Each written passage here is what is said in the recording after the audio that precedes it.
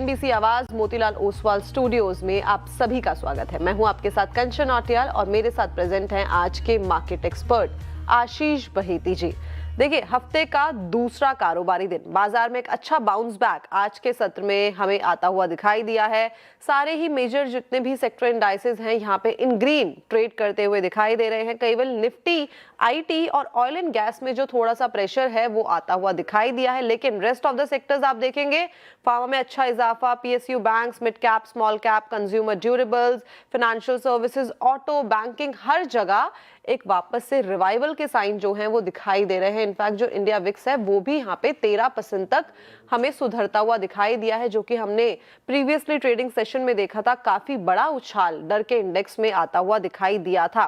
लेकिन इस तरीके के मार्केट के मूड माहौल में करना क्या चाहिए? कल हमने देखा था कि एक मेजर सेल ऑफ बाजार के अंदर आता हुआ दिखाई दिया था। आज हम देख रहे हैं कि वापस से एक रिकवरी जो है वो दिखाई दे रही है। अब पता नहीं कि कल वाले मार्केट में क्या होने वाला है, बिकॉज इस टाइम पे जो मार्केट है वो मेजरली हमारे जो जियोपॉलिटिकल टेंशन है, जो हमारे ग्लोबल क्यूज है, उस पर डिपेंडेंट होता हुआ दिखाई दे रहा है। लेकिन इस टाइम पे करा क्या जाए? ट्रेडर्स और साथ में जो इन्वेस्टर्स हैं उनके लिए जो सटीक स्ट्रैटेजी है वो क्या होगी, ये जान लेते हैं बहेती जी से। बहेती जी, गुड मॉर्निंग। गुड मॉर्निंग कंचन जी। जी कंचन जी, देखिए मोमेंटम तो स्ट्रांग है मार्केट में, एक अच्छा रिवर्सल ट्रेड बन रहा है, लेकिन ज्यादा क्या रैली चेज करने की जरूरत नहीं रहेगी, सलाह नहीं है, क्योंकि क्रूड अभी भी 95 के आसपास में ट्रेड कर रहा है और हमें लग रहा है कि war is not over yet. तो यहाँ पे शायद एक रिवर्सल वापस बन सकता है, तो यहाँ पे थोड़ा सा कॉशियस रहे। जिन्होंने भी लॉन्ग किया है वो लॉन्ग में बने रह सकते हैं 24,100 का, लेकिन स्ट्रिक्ट स्टॉप लॉस रखिए। ऊपर में शायद ही रैली 24,300 तक के भी लेवल्स दिखा सकती है। अगर मैं बैंक निफ्टी की बात करूं तो देखिए, निफ्टी में हमारे फ्रेश ट्रेड नहीं है, लेकिन बैंक निफ्टी में जरूर हम एक अटेम्प्ट ले रहे हैं यहाँ पे फ्रेश ट्रेड के लिए, क्योंकि काफी steep correction already bank Nifty में हमने देखने मिला है। और फरवरी में ही बैंक निफ्टी ने ऑलमोस्ट ऑल टाइम हाई लगाया था 61,000 ऑलमोस्ट 700 का, और वहां से एक स्टीप करेक्शन 10% तक का भी देखने मिल गया था कल के ट्रेडिंग सेशन में।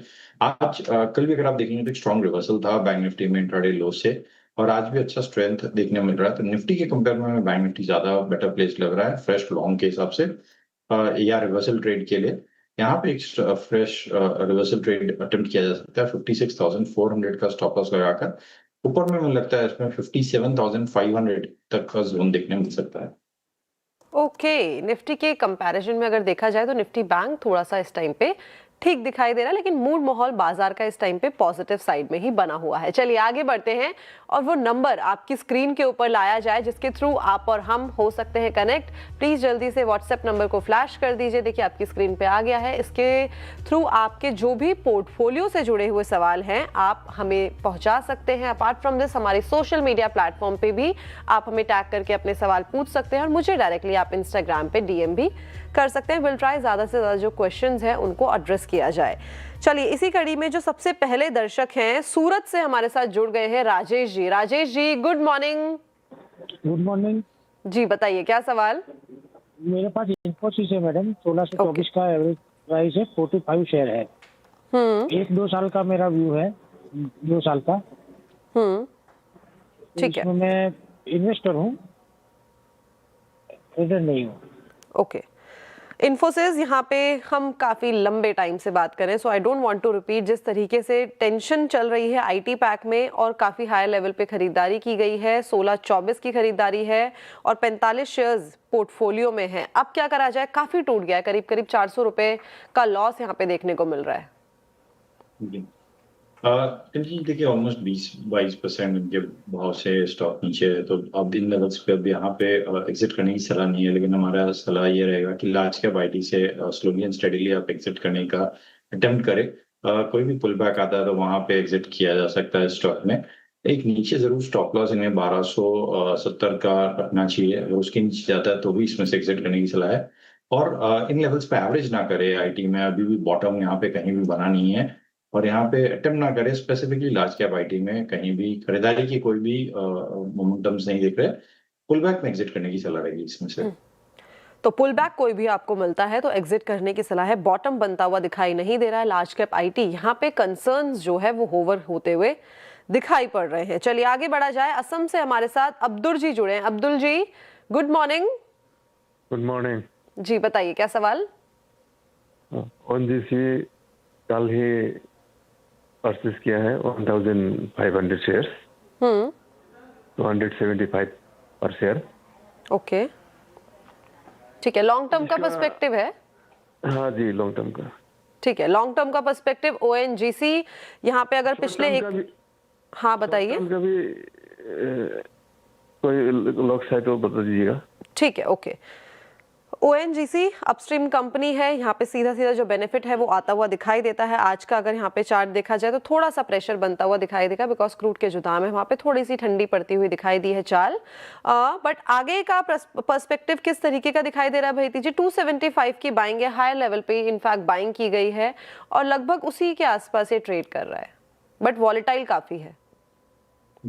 कंचन जी देखिए, कल जब क्रूड ऑलमोस्ट 30% अप था इंट्राडे में ओपनिंग के समय, तब भी स्टॉक 290 पे सस्टेन नहीं कर पा रहा था और वहां पे हमने देखा प्रॉफिट टेकिंग। कल के सेशन में भी जब क्रूड ऑलमोस्ट 100 के ऊपर काफी टाइम तक ट्रेड किया, उसमें भी सस्टेनेबिलिटी इसमें चैलेंज हो रही थी। तो यहाँ पे थोड़ा सा हमें लग रहा है कि कॉशियस रहने की जरूरत है। कल भी एक स्ट्रॉन्ग रिवर्सल या प्रॉफिट टेकिंग का डे था, ऑलमोस्ट स्टॉक 3% तक गिरा था। आज भी प्रेशर में ही देखने मिल रहा है, जबकि निफ्टी में काफी अच्छी रिकवरी देखने मिली है।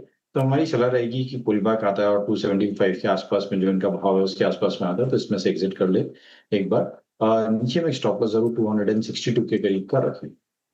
262 का आपको स्टॉप लॉस लगाना है और आपके भाव के आसपास आता है तो वहां से आप एग्जिट करके चल सकते हैं।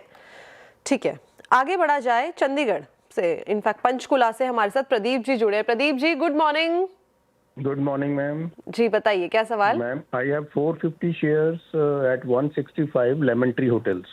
ओके।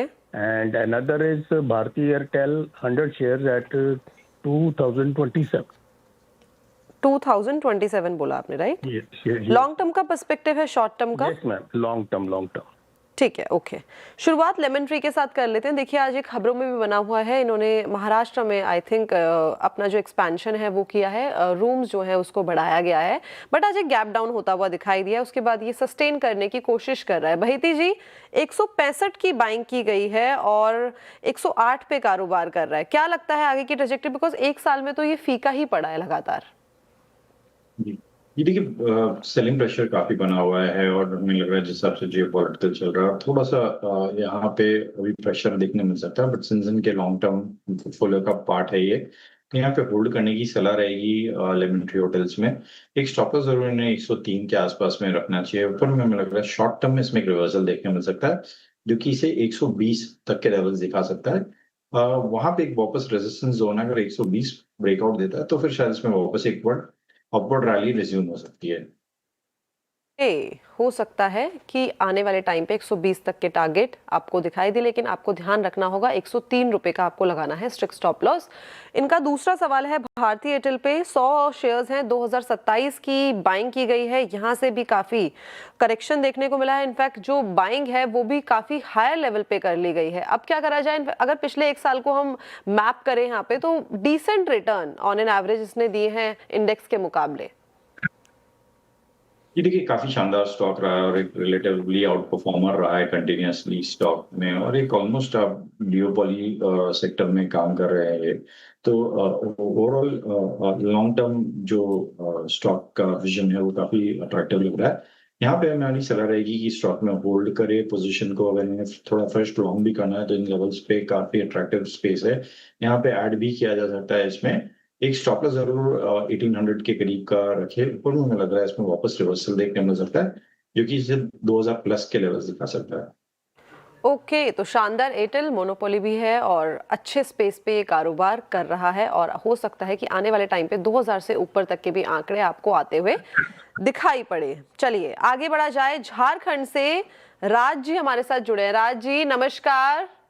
नमस्ते मैम जी बताइए, क्या सवाल? मैम, मेरा HDFC बैंक पे क्वेश्चन है। मैंने 500 शेयर परचेज किया हुआ है 940 के प्राइस पे। तो मैं मैम लॉन्ग टर्म व्यू जानना चाहता हूँ और ये भी जानना चाहता हूँ कि क्या मैं इसे अभी एवरेज कर सकता हूँ? ठीक है, HDFC बैंक है पोर्टफोलियो में, 940 की बाइंग है, 500 शेयर्स हैं, 850 पे ये कारोबार कर रहा है। पिछले एक साल में कोई मेजर गेन यहाँ पे होता हुआ नहीं दिखाई दिया है। इनफैक्ट बाइंग भी काफी ऊपरी स्तरों पे की गई है। भैती जी, क्या ये लगता है कि 100 रुपए नीचे एवरेज करना ठीक है या अभी और रुकना चाहिए? जी कंचन जी, एवरेज किया जा सकता है जरूर। जियोपॉलिटिकल रिस्क ओवरऑल पूरे मार्केट में हो रहा है, बट हमें लग रहा है कि एचडीएफसी बैंक या स्पेसिफिकली बैंकिंग सेक्टर जो कि थोड़ा सा इम्यून है ग्लोबल सेंटिमेंट से और काफी डोमेस्टिक सेंट्रिक हो जाते हैं, तो यहाँ पर जरूर इन लेवल्स पर पोजीशन ऐड की जा सकती है थोड़ी सी। एक नीचे स्टॉप लॉस जरूर 830 का रखे। ऊपर में हमें लग रहा है इसमें वापस एक पुल बैक देखने को मिल सकता है, ये स्टॉक वापस 900 प्लस के लेवल्स दिखा सकता है। ओके, 900 प्लस के लेवल्स दिखा सकता है, एवरेजिंग इस टाइम पे करी जा सकती है। चलिए आगे बढ़ा जाए और अगले दर्शक, एक सेकेंड, दिल्ली से हमारे साथ राजेंद्र जी जुड़े हैं। राजेंद्र जी नमस्कार। नमस्ते मैडम। जी बताइए क्या सवाल? मैडम मेरा फोन मत काटना, लेकिन भाईती जी की आवाज कम आ रही है। अच्छा भाई, मैं जो भी स्टॉक खरीदता हूँ 1 सेकंड हुआ बस, वो रिकमेंडेड होते हैं किसी न किसी के आपके चैनल पर ही, लेकिन वो फिर भी डाउन हो जाते हैं। लेकिन वो जब थोड़ा ऊपर चढ़ता है कहते छोड़ रखो, इसमें अभी मूवमेंट बना हुआ है। अच्छा, एक तो है जी सर मेरा नैरोलैक, कम सही नैरोलैक है 200 से है 320। ENR कंस्ट्रक्शन है 200 पीस 350।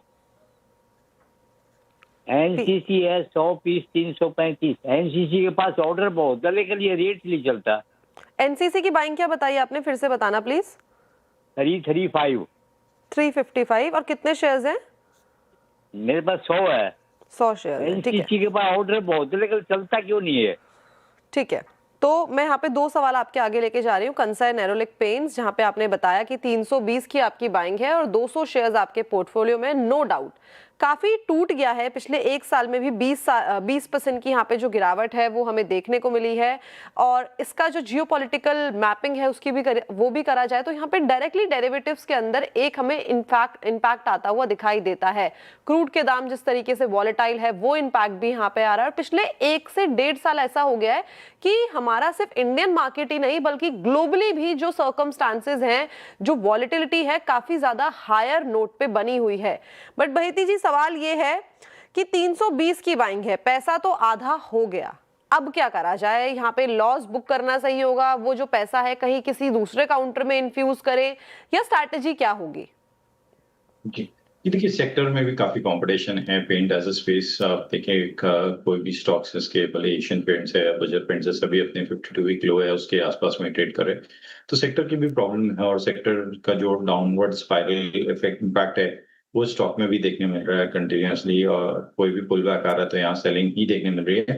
हमारी सलाह रहेगी कि सेक्टर से अभी थोड़ा सा दूर रहे, पोर्टफोलियो कैटेगरी के सेक्टर नहीं है अभी, क्योंकि यहाँ कंपटीशन थोड़ा सा कट थ्रोट हो रहा है और 2 डोमिनेंट प्लेयर के आने से यहाँ पे कॉम्पिटिटिव एनवायरनमेंट बन रहा है।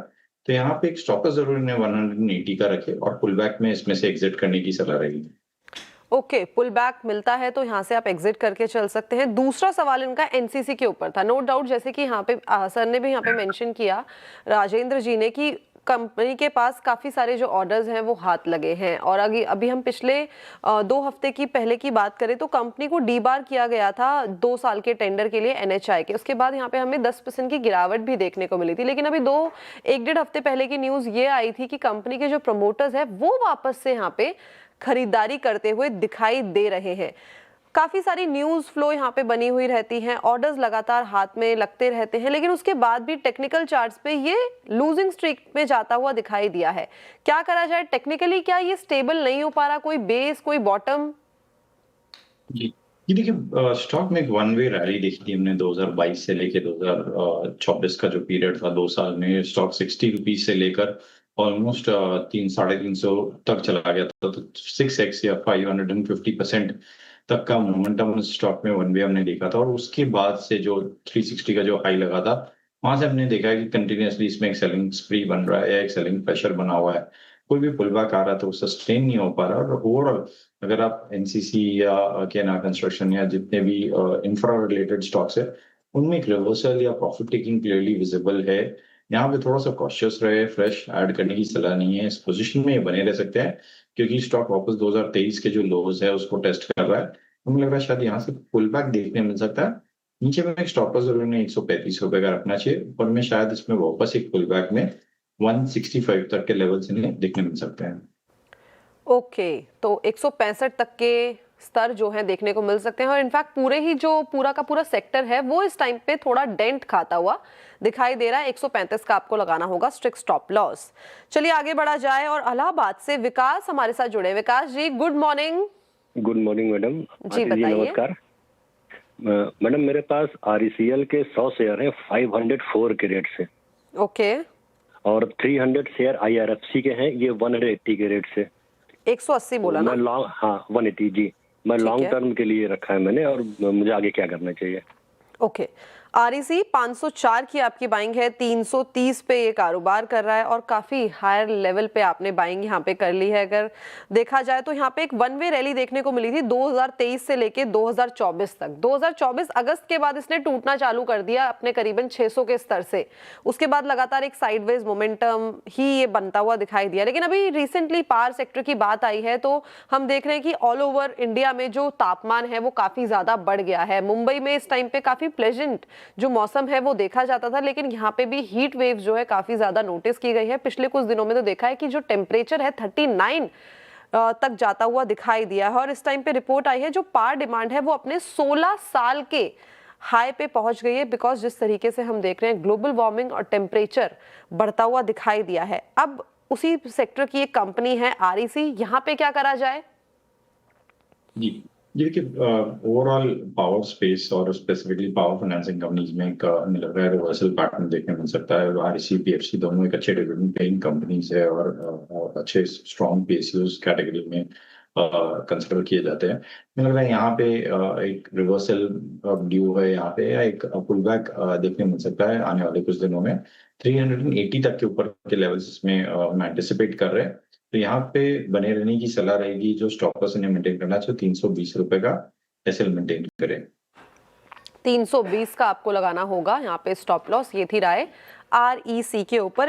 इनका दूसरा सवाल है IRFC इंडियन रेलवे के ऊपर। यहाँ पे 100 शेयर्स हैं पोर्टफोलियो में, 180 की बाइंग है, काफी हाई लेवल पे आपने बाइंग की है। तो टेक्निकली भी देख के अगर 52 हफ्ते का भी हाई देखें उससे भी एकदम सरपास करता हुआ ये गया है। 2023 में इसका जो भाव था वो था करीबन 50 रुपए के आसपास। 24 तक ये 205 तक गया। 205 के बाद लगातार इसने टूटना चालू किया है और ये टूटता ही जा रहा है। रिजल्ट्स अच्छे आ रहे हैं, सब चीज ठीक है, लेकिन यहाँ पे प्रॉब्लम क्या आ रही है? देखिए, रेलवे स्टॉक्स में कंटिन्यूसली सेलिंग प्रेशर बन रहा है और हमने देखा था कि एक प्री बजट रैली बनी थी और फरवरी के मंथ में वो भी फेल होते हुए देखने मिली है। और यहाँ पर हमें लग रहा है कि थोड़ा सा कॉशियस रहे, एवरेज करने की मिस्टेक ना करे RFC में। यहाँ पे मिल रहा है शायद प्रेशर और बाउंड भी हो सकता है, तो नीचे में जो इन्हें स्टॉप लॉस मेंटेन करना चाहिए 95 का, और पोजीशन में होल्ड कर सकते हैं। बट हमारी सलाह रहेगी कि पुल बैक आता है 125 से 130 के आसपास में स्टॉक पे आता है, तो वहां पे एक बार एग्जिट कर सकते हैं इसमें। ओके, तो ये थी राय IRFC पे। पुल बैक पे आप अपनी पोजीशन को एग्जिट करके चल सकते हैं। चलिए वक्त हो गया है, सवाल लिया जाए सोशल मीडिया प्लेटफॉर्म से। अमरजीत जी का सवाल आया है, कैस्ट्रॉल इंडिया पे 2500 शेयर्स है करीबन पोर्टफोलियो के अंदर, 189 की बाइंग है। ये बोल रहे हैं कि जो मैं टारगेट लेके चल रहा हूँ वो 200 रुपए का लेके चल रहा हूँ, लेकिन यहाँ पे लगातार एक डाउन ट्रेंड का सिलसिला में बनता हुआ दिखाई दिया है। 1 साल से नहीं 2 साल से यहाँ पे लगातार गिरावट जो है वो देखी गई है। भैती जी, क्या करा जाए यहाँ पे? 185 की खरीद है। जी देखिए, होल्ड करने की सलाह रहेगी। पिछले 4 से 5 हफ्तों से स्टॉक में कंसोलिडेट किया है, और जहां मार्केट में हमने देखा एक स्टीप करेक्शन हुआ है, यहाँ पे गिरावट नहीं हुई है। और इनफैक्ट वीकली अगर लोज भी अगर मैं चेक करूं तो भी 180 के आसपास में ही बन रहे हैं पिछले 4 हफ्तों के। तो यहाँ पे मुझे लग रहा है एक स्ट्रॉन्ग पुल बैक है, कंसोलिडेशन हो रहा है। और एक यहाँ पे अगर ब्रेकआउट आता है जो कि 190 के ऊपर अगर ये स्टॉक जाता है, यहाँ पे इजीली 200 से लेके 220 तक के भी लेवल्स इन्हें देखने मिल सकते हैं। तो यहाँ पे होल्ड करें, स्टॉप लॉस जरूर 175 का रखें। ओके, 175 का आपको लगाना है स्टॉप लॉस और होल्ड करने की सलाह इस टाइम पे कैस्ट्रॉल इंडिया में। भैती जी, थैंक यू सो मच हमारे साथ जुड़ने के लिए, बढ़िया जानकारी शेयर करने के लिए। Thanks a lot for joining us today. तो चलिए वक्त हो गया है ट्रेडर्स हॉटलाइन को यहीं पे रैप अप करने का, लेकिन आप अपने सवाल हमें भेजते रहिए। हम कल के प्रोग्राम में आपके सवाल जितने से ज्यादा हो सके वो लेंगे, और इसके बाद आपके साथ जुड़ेंगे आशीष चतुर्वेदी विद खिलाड़ी नंबर 1।